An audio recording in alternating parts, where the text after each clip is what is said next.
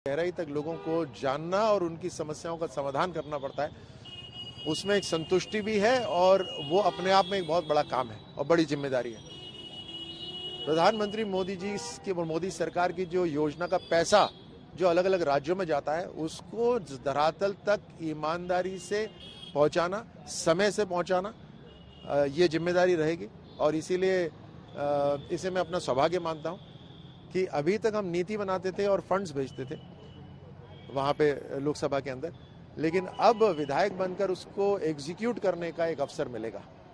राठौड़ साहब, बड़ी बात यह कि आप जीते भी है और राजस्थान में पूर्ण बहुमत की आपकी सरकार बनती दिख भी रही है। ऐसी स्थिति में अब जिम्मेदारी ज़्यादा बढ़ गई है आप लोगों की। क्या मान के चले, अब राठौड़ साहब जो अब तक सांसद की भूमिका में थे, पूर्व में केंद्रीय मंत्री की भूमिका में है, लेकिन अब राजस्थान में जब पूर्ण बहुमत की सरकार बनेगी तो राज्यवर्धन सिंह राठौड़ जनता को किस भूमिका में नजर आएंगे विधायक के साथ? देखिए, हर जिम्मेदारी अपने आप में एक बड़ी जिम्मेदारी होती है, क्योंकि उस दायित्व को 100% पूरा करना अपने आप में एक बड़ी जिम्मेदारी होती है, महत्वपूर्ण होता है। और भारतीय जनता पार्टी के कार्यकर्ता होने के नाते, एक सैनिक होने के नाते, एक खिलाड़ी होने के नाते जो मोर्चा मुझे दिया जाता है उस पर मैं 100% काम करता हूँ। आगे भी जैसे हमारी टीम के कप्तान प्रधानमंत्री मोदी जी जैसी जैसी जिम्मेदारी देंगे, हमारी पार्टी जैसी जैसी जिम्मेदारी देगी, उसमें हर एक जिम्मेदारी, जैसे मैंने कहा, महत्वपूर्ण होती है। हम सब मिलकर जब काम करते हैं तभी काम पूरा हो पाता है। तो मेरा जो रोल रहेगा उसमें 100% मैं काम करूंगा, जो भी जिम्मेदारी मुझे मिलेगी। राठौड़ साहब, अब चर्चा ये भी है, क्योंकि कल तक ये उत्सुकता थी परिणाम क्या आएंगे। परिणाम सबके सामने लगभग स्थिति साफ हो चुकी है, चेहरा साफ हो चुका है। अब उत्सुकता है कि मुख्यमंत्री कौन होगा बीजेपी में। ये उत्सुकता तो कई महीनों से चल रही थी।